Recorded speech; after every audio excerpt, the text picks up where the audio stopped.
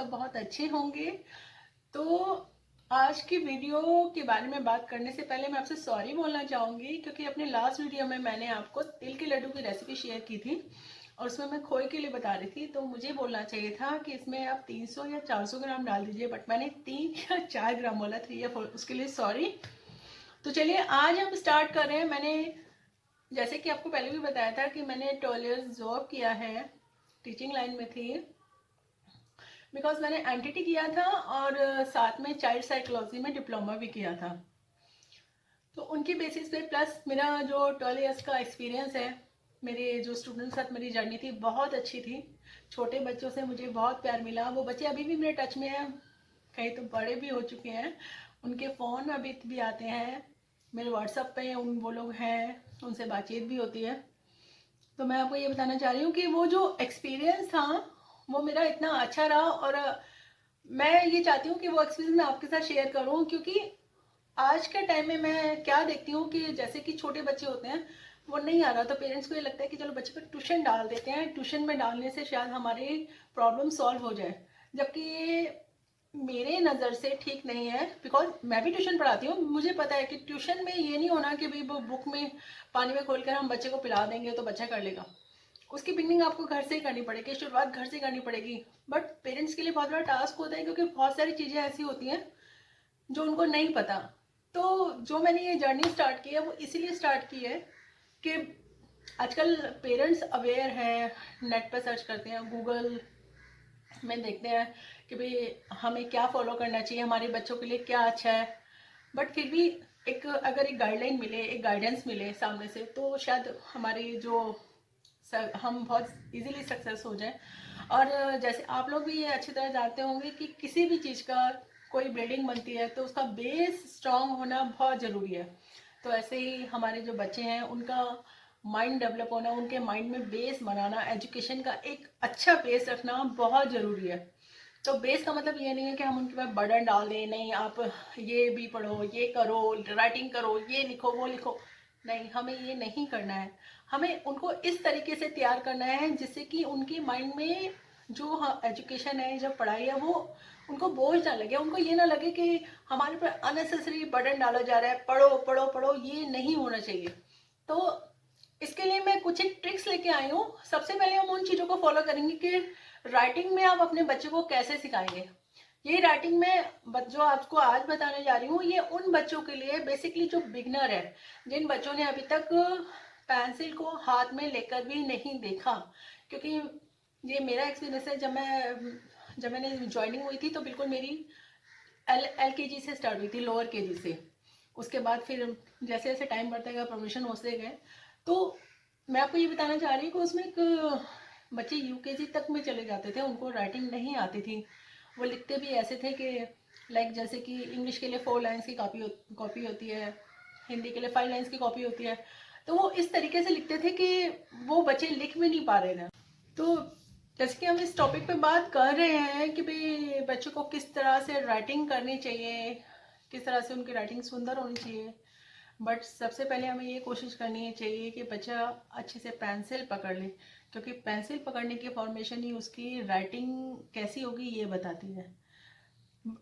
लेकिन अब बात ये आती है कि भाई जैसे ही बच्चा, मतलब हम बच्चे को सिखाने वाले हैं कि भाई राइटिंग करनी है, तो क्या हम स्टार्टिंग में उसके हाथ में पेंसिल पकड़ा दें? नहीं, बिल्कुल नहीं। स्टार्टिंग में हमें बच्चे को पेंसिल नहीं देनी है। सबसे पहले फर्स्ट ऑफ ऑल जब राइटिंग के लिए हम स्टार्ट करते हैं, क्योंकि ओरली हम बच्चों को, जब बच्चा बहुत छोटा आता है तब से ही उसको सिखाते हैं कि पापा बोलो, मम्मा बोलो, दादी बोलो, दादा बोलो, तो ये तो ओरली चलता है।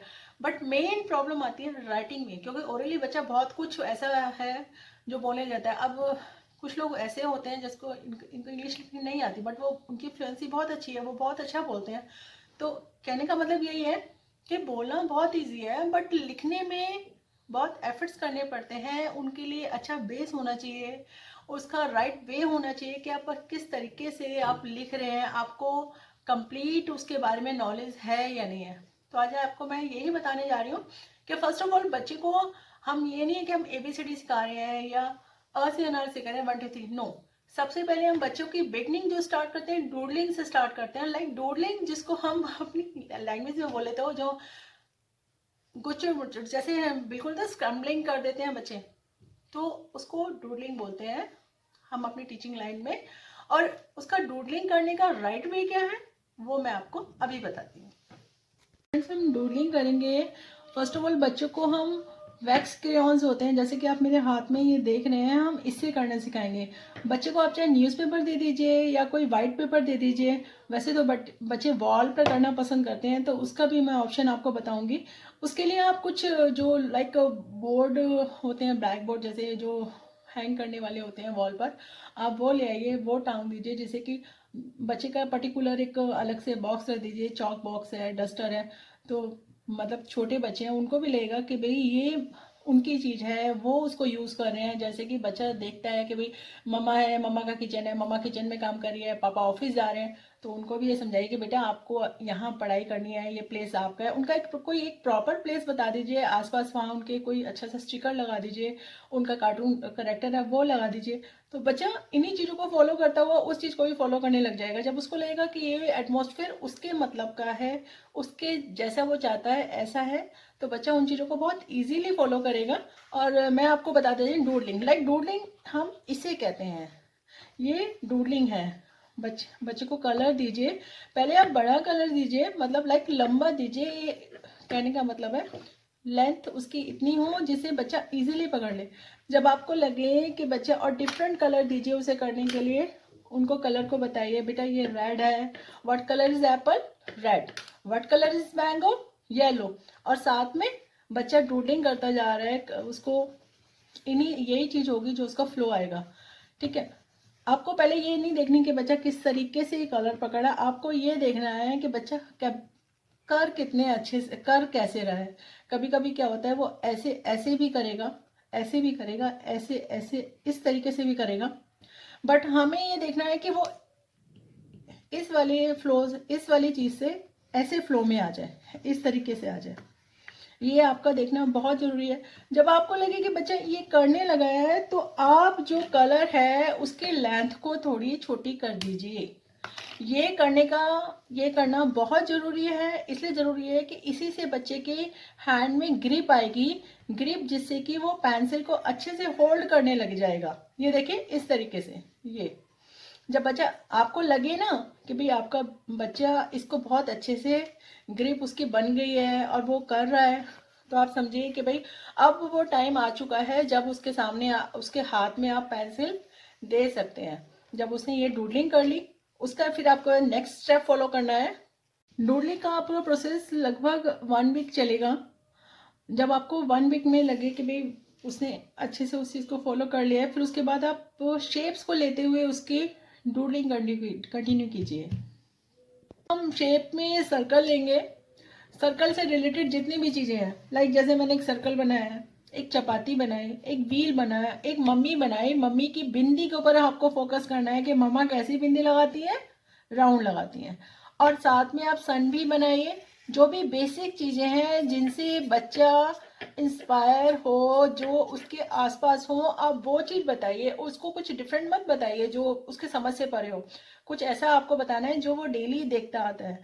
तो हमने ये साथ में आपने बच्चे को शेप्स बनाकर दे दी। शेप्स बनाने के बाद आप उसको बोलिए कि बेटा आप जो अपनी ब्लैंक पेपर पे ऐसे करते हो ना डूडलिंग, वो आप इसमें कीजिए। तो बच्चा, उससे आपके दो बेनिफिट होंगे। एक तो उसकी बच्चे की स्पीड बढ़ेगी, साथ में उसको शेप्स रिकॉग्नाइज होंगी, शेप से रिलेटेड चीजें हैं वो रिकॉग्नाइज होंगी। उनको उसको उसमें कर्लिंग करने के लिए दीजिए। अब जैसे कि इस सर्कल में मैंने रेड कलर किया, जैसे कि मैंने जो सिंगल हमारी शेप्स है उसमें मैंने रेड कलर कर दिया। आपको आप ये उम्मीद नहीं करेंगे कि बच्चा कंप्लीटली उसे फिल करे या कलर को बाहर ना निकले। बस आपको ये देखना है वो उसको फिल कर दे, फिल लाइक कि उसके अंदर उसको इंटरेस्ट के साथ कलर किया है या नहीं। उसके बाद मम्मा की बिंदी में करा दीजिए, व्हील में कोई और कलर करा दीजिए, जो भी है। साथ में उसको शेप रिकॉग्नाइज होंगी, उसको ये पता चलेगा कि भी सर्कल्स के और कितने कितने कितने ऑब्जेक्ट्स होते हैं। चपाती है वो राउंड होती है, और सन येलो होता है। इससे कलर रिकॉग्निशन भी आएगा। मतलब एक चीज से आपके साथ 2-3 बेनिफिट आपको भी मिलेंगे और बच्चे को भी मिलेंगे। तो इस तरीके से, जैसे कि आपने आज सर्कल ले लिया, नेक्स्ट डे आप रेक्टेंगल ले लीजिए, स्क्वायर ले लीजिए, उससे रिलेटेड, बट आपको सारे ऑब्जेक्ट आपको शो करने पड़ेंगे। मैं अभी आपको चारों शेप्स के ऑब्जेक्ट के साथ मैं अभी आपको शो कर देती हूँ कि किस तरीके से आपको बनाना है। ये देखिए, ये हमने सर्कल के ऑब्जेक्ट्स बनाए, यहाँ हमने स्क्वायर के बना लिए। स्क्वायर में like carrom board, hanky, window. फिर रेक्टेंगल ले लिया, रेक्टेंगल में डोर आ गया, अलमीरा आ गई। तो बेसिकली मेरा कहने का मतलब ये नहीं है कि आप उनको, छोटे से बच्चे को ही आप ऑब्जेक्ट रिकॉग्नाइज कराइए। मेरा मेन पर्पस ये है कि भाई जब बच्चा डूडलिंग कर रहा है, हम उसको ग्रिपिंग सिखा रहे हैं कि भाई आगे जाकर उसको पेंसिल पकड़नी है, तो इन चीज़ों में कलर करते करते ही वो हमें दो बेनिफिट आएंगे कि बच्चा शेप्स को भी रिकॉग्नाइज करने लग जाएगा, साथ में उसकी जो ग्रिपिंग है वो बन जाएगी और उसको कलर सेंस भी आ जाएगी।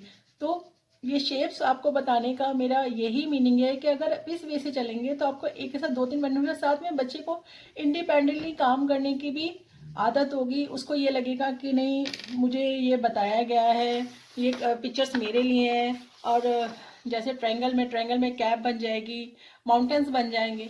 तो फ्रेंड्स, मेरा बताने का वे यही है कि अगर आप कुछ भी बच्चे को बता रहे हैं तो उसको प्रेशराइज मत कीजिए। उसको, इतने छोटे बच्चे को ट्यूशन की जरूरत ही नहीं है। उसको आपकी गाइडेंस की, आपके साथ की जरूरत है, जो कि आपके अलावा कोई नहीं दे सकता। तो आज की वीडियो में यही ख़त्म कर रही हूँ। अगर आपको ये वीडियो ज़रा भी हेल्पफुल लगी हो, आपको ज़रा भी लगा हो कि भाई ये इन बातों में से कुछ एक बातें हमारे काम की हैं, तो प्लीज़ मेरे चैनल को लाइक कीजिए, सब्सक्राइब कीजिए, शेयर कीजिए और प्लीज़ राइट इन कमेंट कि आप आगे क्या चाहते हैं। बट ये जो सीरीज़ है आपकी टीचिंग की, ये अभी आगे तक जाने वाली है। आज मैंने आपको डूडलिंग बताई है, डूडलिंग के बाद मैं आपको बताने वाली हूँ कि सबसे पहले बच्चे को क्या है, डूडलिंग के बाद एक राइटिंग का कौन सा स्टेप है जो फॉलो कराना चाहिए। और अगर आप उन स्टेप बाय स्टेप उन चीज़ों को फॉलो करेंगे तो बहुत जल्दी आपके सामने वो रिजल्ट आएगा जो कि आप अपने बच्चे से चाहते हैं। तो फ्रेंड्स, इसी के साथ मैं अपना वीडियो यहीं ख़त्म करती हूँ। मिलती हूँ एक अच्छे से वीडियो के साथ। Okay, bye bye and thank you so much.